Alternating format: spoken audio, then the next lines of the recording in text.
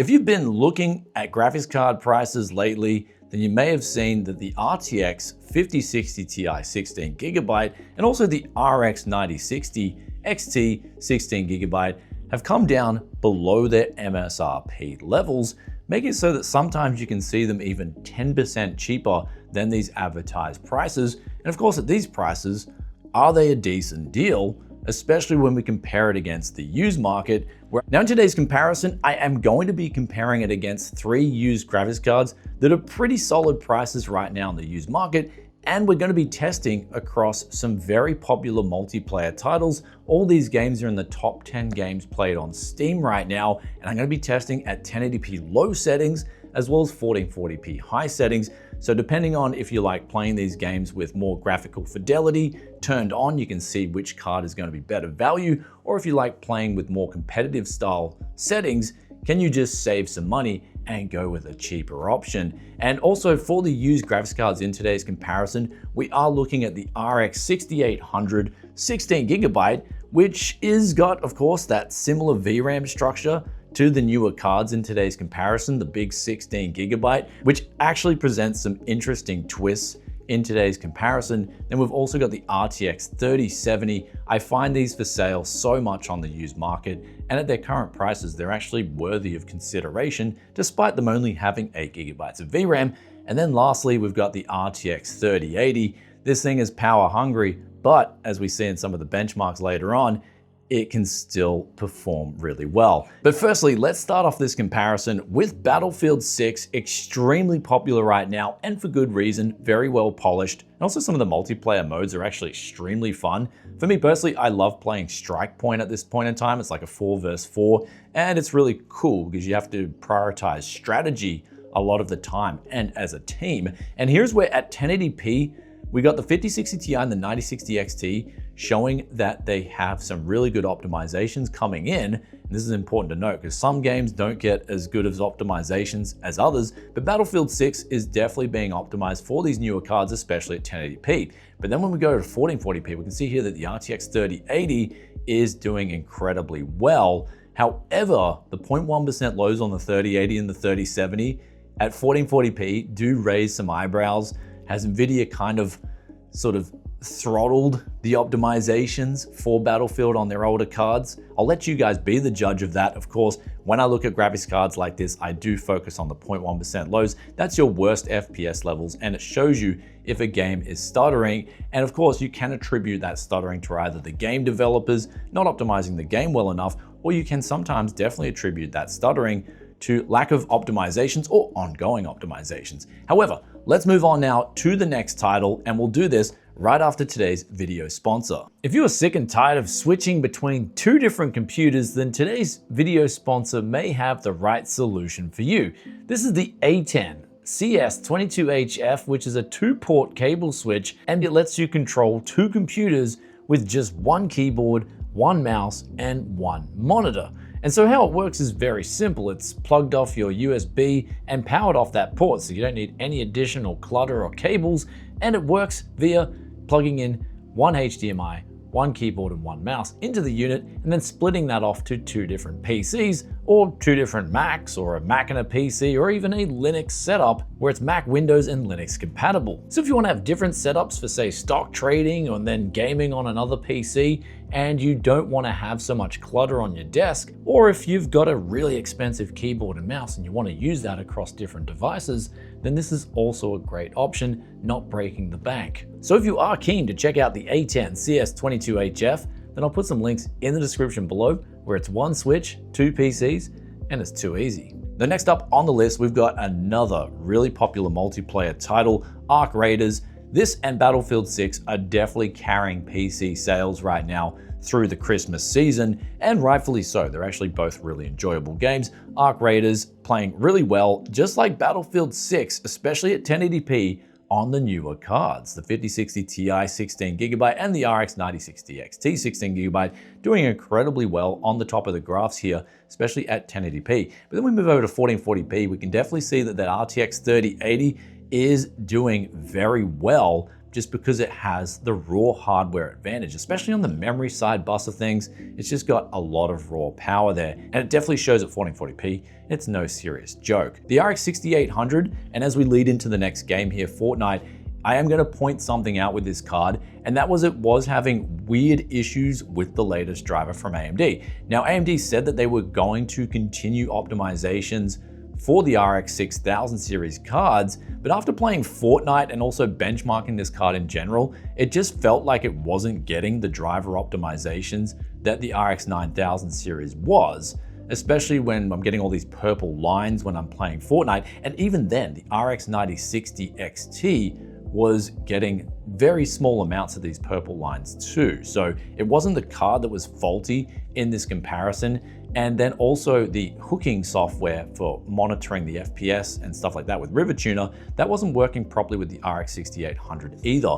And the weirdest thing was that AMD sort of said over a month ago, hey, we're gonna stop optimizations for the RX 6000 series, then they backflipped. But it makes you wonder if kind of the RX 6000 series is getting put as less of a priority as their newer cards. And I mean, me personally, from what I'm seeing here, it definitely is showing this. And so for me, this is going to be a factor going forward when I'm making recommendations for the RX 6000 series, especially when it's kind of game breaking, where you've just got these real big annoyances like purple lines through your mini-map while you're trying to play the game, and you can't even monitor your hardware properly in terms of megahertz and power consumption. But of course, we've got the power consumption covered later on in the video where I'm just measuring from the wall, which those numbers just simply cannot be faked. However, 1080p for Fortnite, we saw that the RTX 3080, it was its time to shine, especially at 1080p, and then even as well at 1440p, just topping the benchmark charts here. The other cards also did incredibly well here in average and 0.1% lows. There wasn't a huge difference between any of the other cards. It's just really that the RTX 3080 did stand out in Fortnite. Of course, being on the market for a long time, having copped a lot of the optimizations already, it's still a strong card, pulling ahead of the rest of the pack here. But then we go on to another game, Escape from Duckov.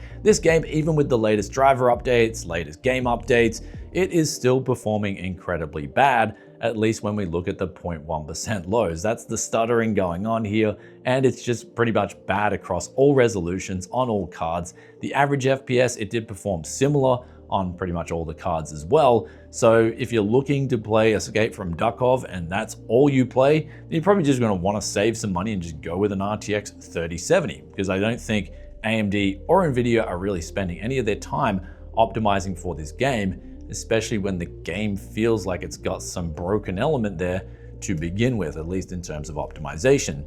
Now, next up here, we've got the very popular Counterstrike 2, and here's where we're going with 1080p low settings, RTX 3080 leading the pack here, and then we've got the AMD cards doing incredibly well at 1080p, the RX 9060 XT, as well as the RX 6800. However, when we move over to 1440p, both these cards take a dive, especially the RX 6800.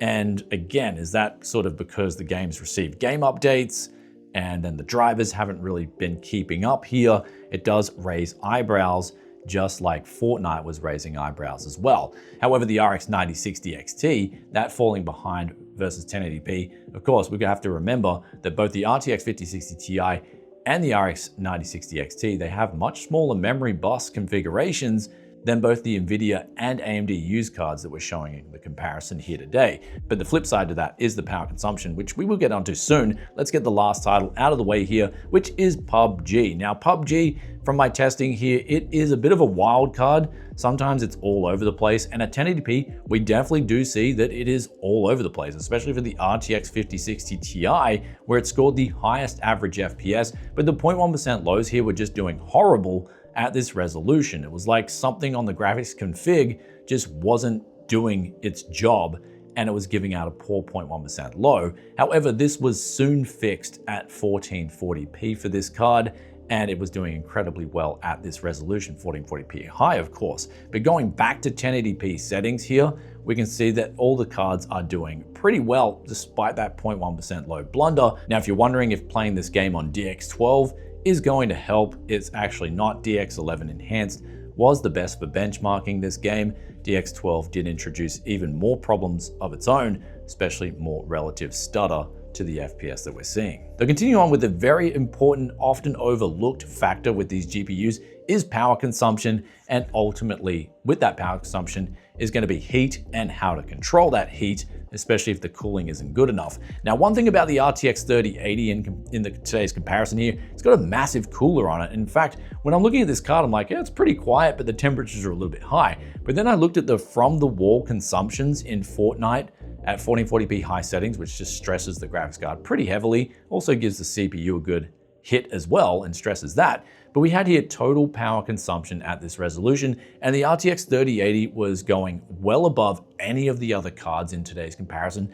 So much to the point where I'm going to think about, since this card has a dual BIOS, I'm going to think about pretty much installing just a regular 3080 V BIOS on this card with one of those V BIOSes. And if I'm going to flip this PC, I'm just going to tell the person, look, you got low power consumption here, then you've got high power consumption, ridiculously high power consumption. So it's definitely a notch above all the other cards. However, the 3070 in today's comparison was also an Aorus model, and that was also doing pretty poorly in terms of its power consumption numbers. But then if we look at the 5060 Ti, 16 gigabyte, this is probably its best point out of any RTX 5000 series card for that matter, but also any card in general. I think it is the power efficiency king, bar none. It is incredibly impressive because even these numbers are just out of the box settings and power consumption numbers. But when we go to undervolt this card, it does even better. You can nearly halve the direct power consumption of the card itself, and this will bring the whole power consumption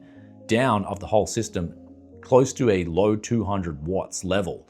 And so it makes it so that the FPS it's giving out for the power consumption is incredibly good. If you're building a mini ITX rig, or you just wanted to keep power consumption down or heat down around your area, say you're in a really tiny room and you're conscious of the heat that's getting put out from your system, then the 5060 Ti is actually going to do incredibly well. Coupled in with the newer titles getting the DLSS 4, like Arc Raiders, for instance. DLSS 4 looks really good on this. You do get an FPS boost there. And so you've got some of those advantages going with NVIDIA. However, that said, the RX 9060 XT 16 gigabyte can also undervolt too. It's not as great as an undervolt as the NVIDIA card, and you've also got FSR 4. But here's where we go with back to the 5060 Ti and its Achilles heel. And that's ultimately, I'm going to show you the graphs here, the price performance, where at 1080p, it's getting the worst results here.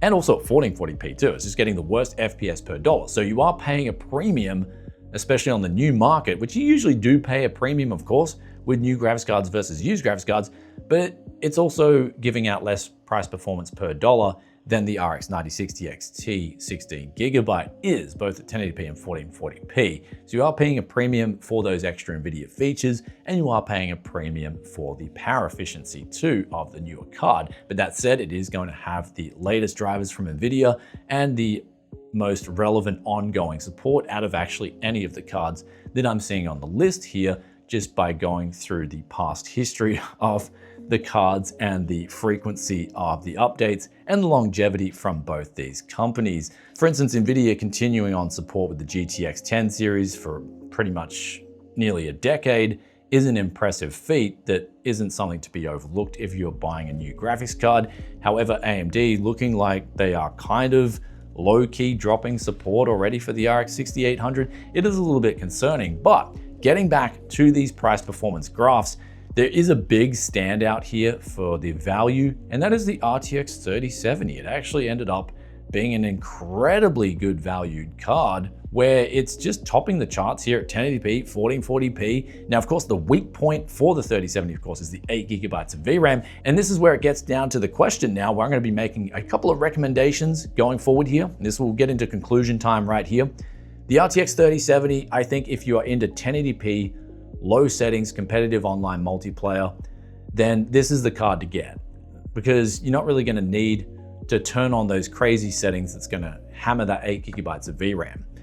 However, if you're going for 1440p high settings, then I definitely think it's worth looking at the RX 9060 XT 16 gigabyte or the RTX 5060 Ti 16 gigabyte.